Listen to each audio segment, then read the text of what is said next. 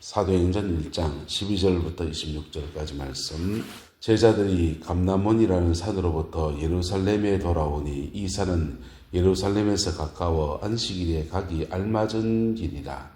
들어가 그들이 유하는 다락방으로 올라가니 베드로, 요한, 야고보, 안드레와 빌립, 도마와 바돌로메, 마테와 및 알페오의 아들 야고보, 셀로신 시몬, 야고보의 아들 유다가 다 거기 있어 여자들과 예수의 어머니 마리아와 예수의 아우들과 더불어 마음을 같이하여 오로지 기도에 힘쓰더라. 모인 무리의 수가 약 120명이나 되더라. 그때 베드로가 그 형제들 가운데 일어서서 이르되, 형제들아, 성령이 다윗의 입을 통하여 예수 잡은 자의 길잡이가 된 유다를 가르쳐 미리 말씀하신 성경이 응하였으니 마땅하도다. 이 사람은 본래 우리 수 가운데 참여하여 이 직무의 한 부분을 맡았던 자라. 이 사람이 불의의 삭스로 밭을 사고 후에 몸이 곤두박질하여 배가 터져 창자가 다 흘러나온지라. 이 일이 예루살렘에 사는 모든 사람에게 알려져 그들의 말로는 그 밭을 아켈다마라 하니 이는 피밭이라는 뜻이라.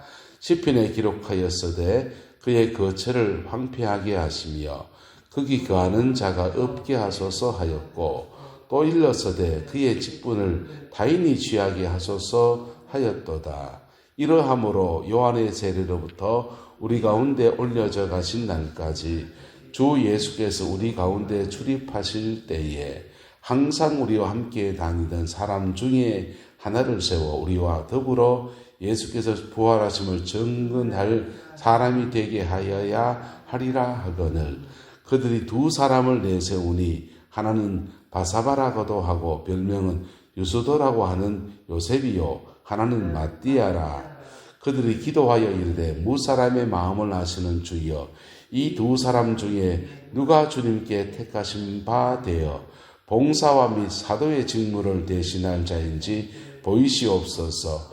유다는 이 직무를 버리고 제 곳으로 갔나이다 하고 제비 뽑아 마띠아를 얻으니 그가 11사도의 수에 들어가니라. 아멘.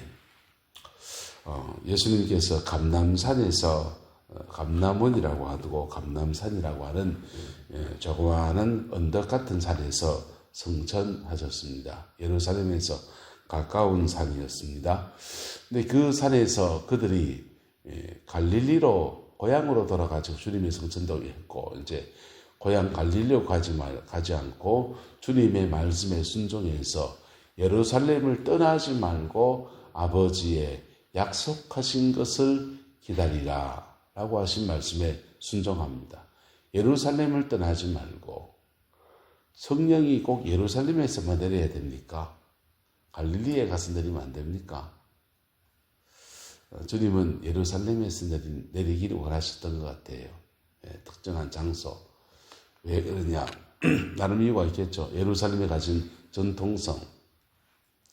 예루살렘 안에서 지금까지 그래도 거기 성전이 있어서 늘 기도로 쌓아놨던 그런 여정들. 그리고 아브라함이 모리아 산에서 하나님께 아들을 드리려던 그 산이기도 하고, 어쨌든 예루살렘 그 산에서 예루살렘에 있는 시온산, 거기서 하나님의 성령이 강림하셨습니다. 근데 성전에 내리지 않고 제자들이 기도하던 마가의 다락방에 성령이 임하였다는 겁니다. 할렐루야. 자, 오늘 본문에서 계속 촛대 옮기는 얘기를 할 겁니다. 하나님은 성령을 부으시는데 성전에 붓지 않고 그 마가의 다락방에 부으십니다. 하나님은 가룟 유다, 하나님의 직분을 받은 사람에게 끝까지 그를 붙들어주고 끝까지 사명을 감당하게 하신 게 아니고 그를 버리셨습니다. 그리고는 마띠아를 택해서 그가 그렇게 쓰임받게 되었습니다. 하나님이 이렇게 촛대를 옮기십니다.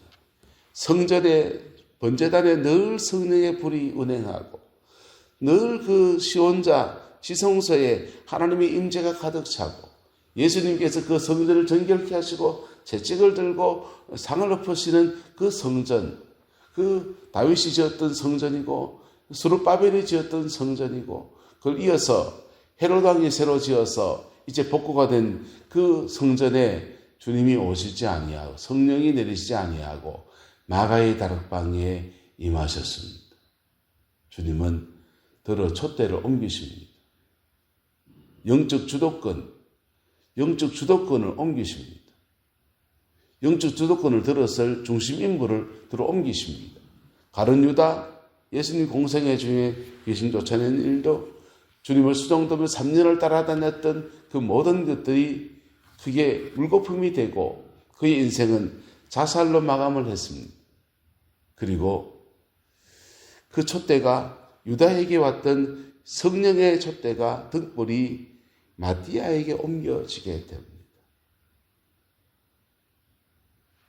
영적 주도권을 주님이 그를 옮기시는 거예요. 그런데 오늘 본문에 옮겨질 뻔한 사람 이야기가 나옵니다. 옮겨질 뻔했던 사람 베드로입니다.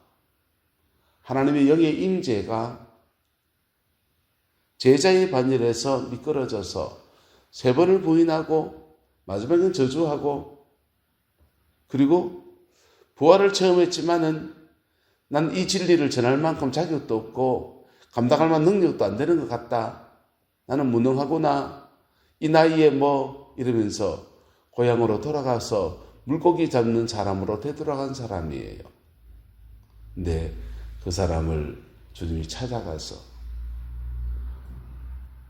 내가 나를 사랑하느냐 물으실 때 주님 내가 사랑합니다. 고백하고서 마음을 돌이켰을 때 하나님이 그에게 다시 영적 등불을 허락하여 주셨습니다. 할렐루야.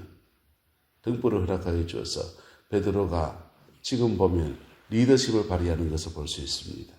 그들이 요한은 다락방에 올라가니 베드로, 요한, 야고보, 안드레와 빌립, 도마와 바돌로메, 마테와 알페의 아들 야고보, 시몬, 유다, 야고보의 아들 유다, 뭐 이런 사람들이 함께 11명이군요. 11명의 제자와 그리고 14절에 보면 나옵니다. 여자들과 예수의 어머니 마리아와 예수의 아우들이 있다 했어요. 예수의 아우 야고보, 아우들이라고 했습니다.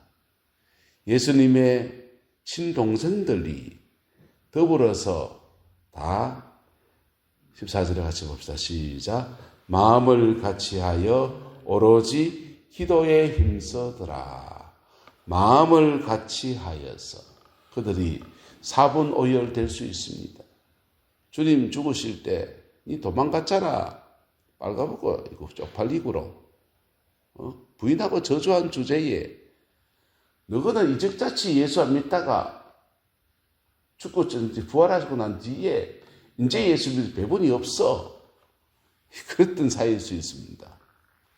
예수님의 동생들, 예수님의 어머니 공생애 동안에 예수님께 무지 까였던 사람들이에요. 근데 그들이 오로지 마음을 같이하여 무엇을 같이하여?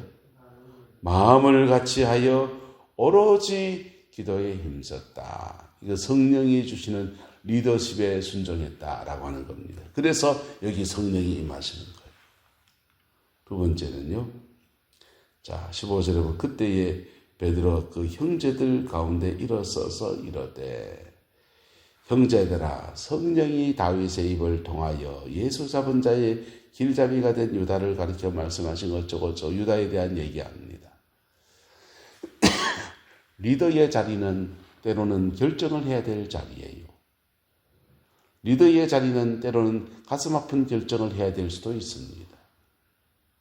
그래서 리더에게는 나름의 고난도 있고 책임도 있고 거기에 주시는 하나님의 기름 부음도 있는 거예요. 비록 가룟 유다가 예수는 부인하고 저주하고 배반하고 그랬지만은 3년 동안 동거동락한 사이예요. 그 사람에 대해서 말하는 것은 가슴 아픈 얘기예요. 하지만 그 가슴 아픈 그 사람 얘기, 이가 빠져있는 빈자리, 유대인들에게 10이라고 하는 숫자는 우리나라의 열하고 비슷합니다. 여러분, 9개 있으면 뭔가 덜 찬 것 같잖아요. 10개 돼야지. 축구하는 사람은 몇 명이 돼야 됩니까? 11명. 축구선수 11명. 한 팀이 11명입니다. 그리고 거기에 이제 보조로 우수리로 교체 선수가 될 사람들 서너 명 붙어서 15명 정도가 돼야 한 팀이 꾸려지는데 정예 멤버 11명. 야구를 하는 사람들은 9명입니다. 그 사람들의 기준은 9이지요. 유대인들의 기준에서 만수는 12예요. 그래서 이 당시가 아마 12진법 이런 거 사용했을 때입니다. 그래서 1부터 해서 12가지 아구가 딱 차이 있었는데 12명이 차이 있었는데 이스라엘도 12지파고 12 곱하기 2 하면 24 24 장로들 계시록에 보면 24장로 12지파 12얘기 24 이런 게 많이 나옵니다. 그래서 24장로를 사람에 따라서 해석하기를 구약의 12지파의 대표 그 다음에 신약의 12사도 이런 식으로 합쳐서 24개가 아니겠느냐 이런 얘기도 하기도 합니다. 어쨌든 10이라는 숫자가 그들에게 굉장히 의미가 있는 숫자인데 한 타스에서 하나 빠졌다. 이가 빠졌는데 이거 아구를 채워야 되지 않겠냐. 이거 결정 누가 합니까? 리더십이 하는 겁니다. 베드로가 120명의 사람들 속에 리더십을 발휘합니다. 발휘하는데 촛대가 옮겨질 뻔했던 사람 부인하고 저주해서 하나님 앞에 영 자격이 없다고 생각했고 본인도 자격이 없다고 생각하고 남들도 자격이 없다고 생각했던 그 사람에게 하나님의 영적 촛대가 그렇게 옮겨지는 거예요. 다시 그 촛대가 베드로에게 머물러 있게 되는 겁니다. 여러분, 촛대는 옮겨질 위기 속에서 믿음을 발휘하면 그 촛대는 다시 머물러 서게 됩니다. 할렐루야. 그 은혜가 이 내남 제일교회 가운데 이루어지게 되기를 주님의 이름으로 소망합니다. 여기 영적 촛대가 있으면요. 경주에서 울산에서 사람들이 막 원심적으로 모여올 거예요. 내남에 있는 사람들 와 우리 교회 여기 이 동네 교회에 있는 것이 자랑스럽다 할 겁니다. 왜? 그 사람들 때문에 교회 때문에 사람이 막 이사 오기도 합니다. 대구에 평강교회 있을 때 주거 여건이 좋기도 하지만은 대구 평강교회 박승규 목사님 목회하실 때 교인들이 대구 시내에서 공기 좋기도 하고 교회가 좋기도 하고 그래서 나 노후 생활은 막 교회 근처에 살란다 하면서 대거 교통도 불편한 그 산동들은 막 이사를 오는 겁니다. 효성타운 이런 데로 막 이사를 와서 그게 원심적 선교. 교회는 원심적이기도 하고 구심적이기도 하고 할렐루야. 안으로 구심적 선교. 안으로 파고드는 구심적이기도 하고 밖으로 뻗어나가는 원심적이기도 하고 그게 참된 좋은 교회의 표상입니다. 베드로는 촛대가 그에게서 옮겨질 위기 속에서 다시 믿음을 붙잡고 다시 은혜를 회복했더니 그 영적 촛대가 다시 그에게 머물러 있고 그 리더십을 어디에 사용하느냐? 빠진 이빨 채우는데, 마띠아를 세우는데 사용하고, 사람을 세우는데 사용하고, 그리고 마음을 같이하여 오로지 기도하는데 힘썼던 것입니다. 그리고는 초대교회의 그 리더십이, 정확한 리더십이 작동하는 그 교회에 하나님이 교회라고 하지도 않았어요. 그냥 마가의 다락방에 모였던 기도 처소에 성령이 불같이 임하였어. 초대교회의 놀라운 영광의 시발점이 되었습니다. 영적 촛대는 계속해서 시대와 역사를 따라서 옮겨져 왔습니다. 예루살렘에서 안디옥으로, 안디옥에서 로마로, 로마에서 유럽으로, 유럽에서 유럽 특히 프랑스, 독일 이런 데서 그 다음 유럽에서 영국으로, 영국에서 미국으로, 미국에서 대한민국으로, 대한민국에서 지금 중국으로, 동남아로 막 흩어져 가고 있습니다. 촛대가 흘러가서 지나간 자리에서는요, 다시 재부흥이 일어난 데도 있고, 영적인 쇠락이 일어난 데도 너무 많습니다. 촛대가 옮겨지는 고비에서 믿음의 선택을 하면 하나님의 영적 소대는 다시 그곳에서 하나님의 은혜의 역사를 이루어내는 겁니다. 할렐루야. 우리 교회가 그 일에 쓰임받게 되기를 예수님의 이름으로 축복하고, 이 교회에 불같이 기도했던 덕천교회 시절에 그 기도의 종들이 다시금 이 교회에 채워지는, 그런 종들이 다시금 이곳에 채워져서 밤을 새워 기도하고 새벽마다 하나님의 얼굴을 구하던 하나님의 아름다운 은혜들이 이곳에 이루어지게 되기를 예수 이름으로 축복합니다. 기도하겠습니다. 좋으신 아버지 하나님, 오순절 준비 기도회에 모였던 사람들의 면면들을 나누어 보았습니다. 주님 안에서 우리가 이 베드로의 심정으로 채워지게 하옵소서.